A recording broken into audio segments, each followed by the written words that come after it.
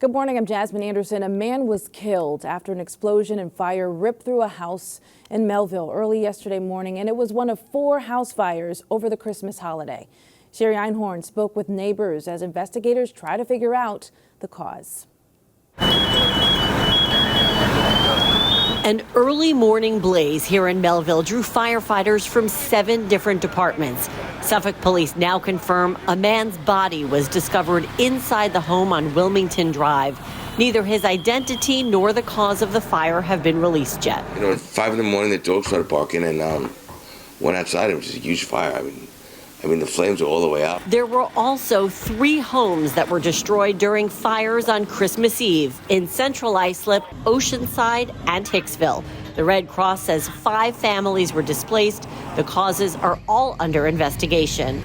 Fire officials say there is usually an increase in house fires during the winter months and during the holidays. Space heaters, overloaded electrical circuits, holiday decorations, Christmas trees, and cooking can all be contributing factors. Since December 20th, the Nassau County Fire Marshal's office has investigated 21 separate blazes, including this fatal fire in Hicksville. So the number one thing, always, every day, anytime, is have working smoke detectors. They are a life safety device. They make all the difference in the world when it comes to saving a life. Neighbors here in Melville say it's devastating to hear that someone died in the house fire, and they acknowledge just how important it is to take every precaution possible to protect yourself and your family. Yeah, it's a serious problem. We have smoke detectors, we have fire detectors, and they're checked every year, and you got to do that. I'm Sherry Einhorn for Newsday TV.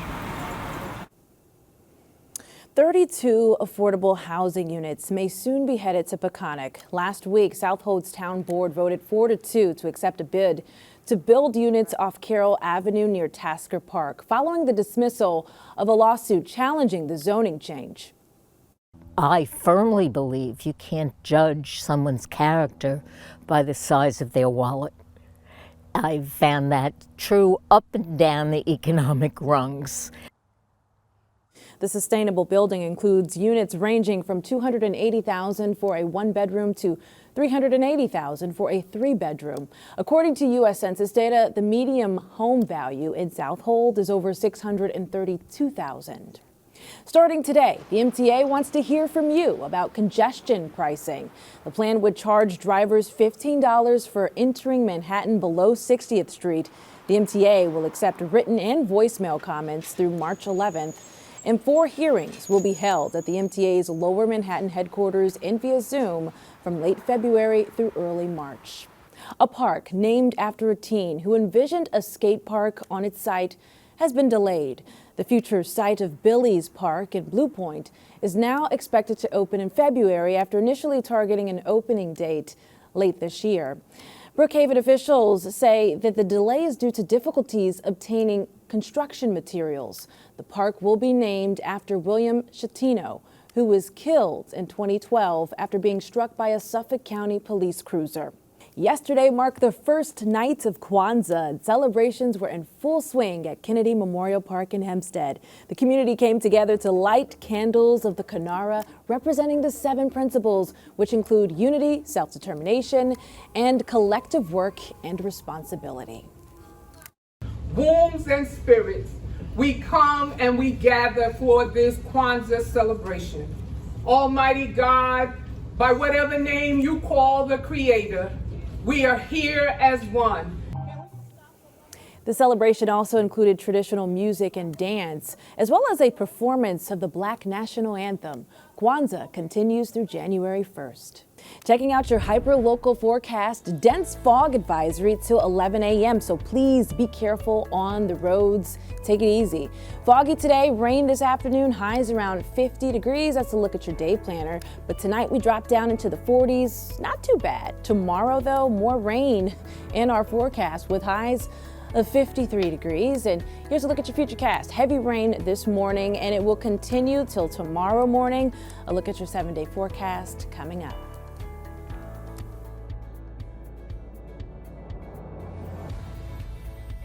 Long Island weather is brought to you by Home Tax Saver, PTRC Incorporated. No need to cook. Kids eat free at some local restaurants. Elisa DiStefano has a story you'll see only in Newsday. Who said there's no such thing as a free lunch? Have you ever heard that expression? Kids eat free lunch and dinner 4 to 9 p.m. every Sunday here at American Beauty Bar and Grill in Belmore with the purchase of an adult entree. Burgers, grilled cheese, chicken fingers, and more are on the kids' menu. How's your lunch? It was delicious. Being a mom of 4 kids and having a very busy schedule, we really value getting the family together. So we wanted to encourage that. And here at J&R's Steakhouse in Islip, kids eat free Sunday through Thursday. With the purchase of an adult's meal, kids can choose their free meal from the J&R Juniors menu, from open to close. What's the best thing on the menu here? I very like chicken nuggets. Chicken nuggets? Those look like some big chicken nuggets to me. I love them. Are they delicious? Yeah. J&R's first and foremost is a family organization. So we feel that it's a good thing to have for families that, need a break, don't have a lot of money, want to sit down, have a good meal, quality meal with their families and not break the bank. Can I try a fry? Yes, I do. Thank you. Elisa DiStefano, Newsday TV. Read more about where kids eat free on Newsday.com. Click Get More below the Newsday TV video box.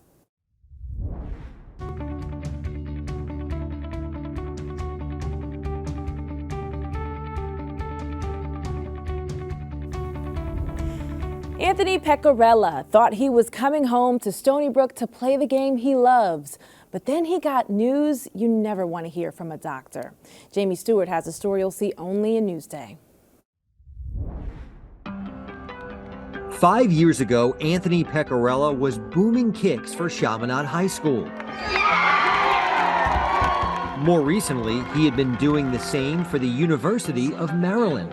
He places it right at the 1-yard line, and you can't do much better than that. But after 4 years with the Terrapins, Anthony decided he wanted to come home to play in front of his family and friends. So this past May, Anthony became a graduate transfer here for the Stony Brook Seawolves. Life was great for about 2 months. July 26, 2023. Because obviously you hear the word cancer, it kind of jumps out at you. But 1 month earlier, nothing jumped out to Anthony. He went in for a routine tonsillectomy when doctors noticed he had a golf ball-sized tonsil. But still... They kind of said, does it bother you? I said, no. So they said, okay, don't worry about it. Anthony's mother, however, did not like that answer. So they said, it's not going down. I don't care what the doctor said, and we have to go somewhere else. That's all. And that's what we did. A second doctor's visit revealed Anthony had Burkitt lymphoma, a blood cancer which required intensive chemotherapy.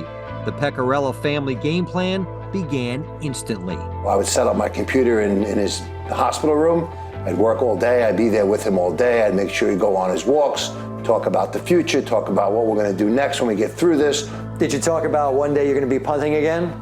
We always did. We circled that date on the calendar. That date, August 31st, 2024, next year's Seawolves season opener.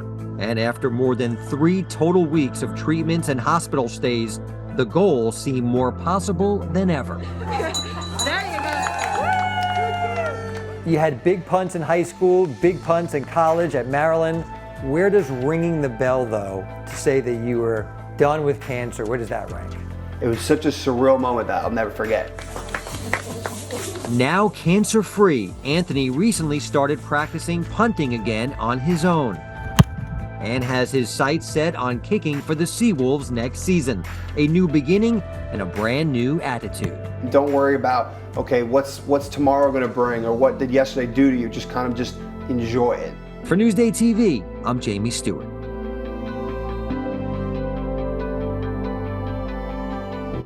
A remarkable, life-changing victory. Read more about Anthony Pecoriello on Newsday.com. Click Get More below the Newsday TV video box.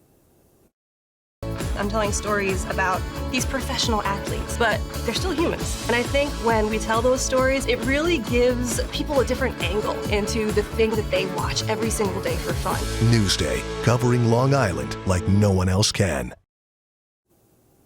I'm Jasmine Anderson. Thank you so much for watching. We'll leave you with a look at your hyperlocal 7-day forecast.